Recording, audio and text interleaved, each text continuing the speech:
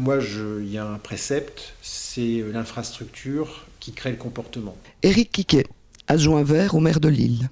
Isabelle Mérag, députée régionale et communautaire.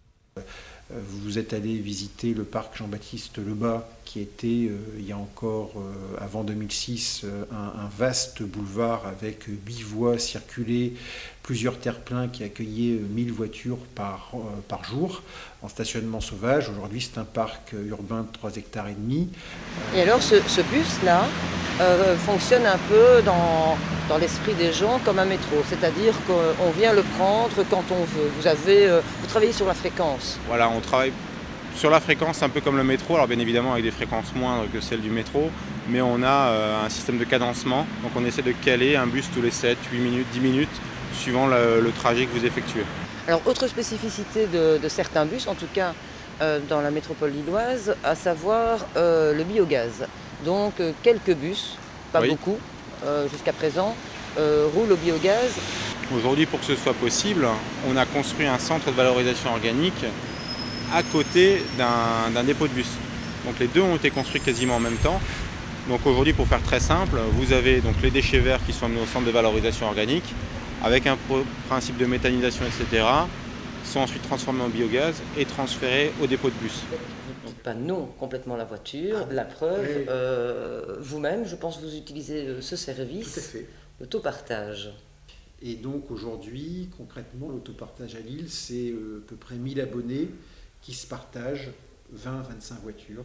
Nous, notre boulot ici, c'est de faire en sorte que l'habitant qui habite Lille se dise « j'ai un déplacement à faire, quel est le mode optimum de transport que je vais choisir pour aller là où je veux aller, optimum pour mon porte-monnaie et pour la planète, et pour le temps que j'ai y passé à ça ». Oui, parce que j'allais dire, il faut oser avoir une telle démarche politique à un moment donné, de prendre de telles décisions qui vont faire en sorte que les gens vont devoir changer leurs habitudes, leurs comportements, ce qui ne fait jamais plaisir, très clairement.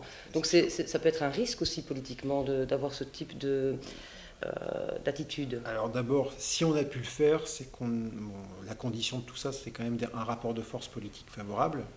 Je passe le salut à mes amis écolos wallons. Bon, en 2001, les Verts à Lille avaient réalisé plus de 15% des voix, donc ce qui nous avait mis en situation très favorable pour discuter au fond des choses sur un contrat de gestion municipale qu'on a signé avec le PS pour faire liste commune au deuxième tour. Et effectivement, noir sur blanc, il a été écrit dans ce contrat de gestion que nous souhaitions réduire la place de la voiture en ville.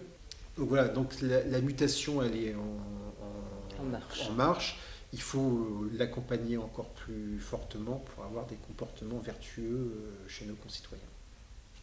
Voilà. Merci. Merci. Merci. On revient donc dans 5 ans ou 6 ans. Ouais, dans le train-train. D'accord. Ok. Là, je vous donnerai rendez-vous à Tournai, puis on ira.